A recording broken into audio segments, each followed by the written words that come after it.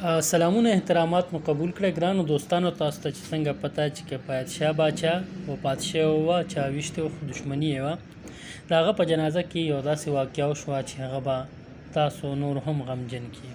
خو تاسو زموږ په چینل نوی دا سبسکرایب کړئ او د بیل آیکن هم دباو کې. ډیره شکریه ګرانو دوستانو. کله چې کفایت شاه باچا وفات شو د دا غم خور شو، کو دښمنی وه کو هر څه خو په انسان خفه کیږي. دغه شان د دې یو کشر ورور هم و چې دښمنانو دا غوښتل چې د کفایت شاه باچا په جنازه کې د غرور ولا هم ووجو او خپل بدل خلاص کو.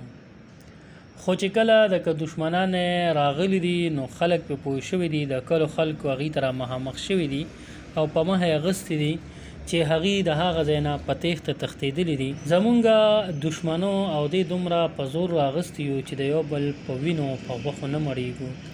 الله دې په پښتنو باندې رحم وکړي او دا ټوپک او تمانچې دې الله زمونږ د دې کلتور نه د خراب استعمال لپاره لرې کړي، ځکه چې څومره نقصان په پښتنو یو بل ته ورسو نو ستاسو وړاندې دي. بس الله جل شانه دې په موږ باندې خپل فضل وکړي.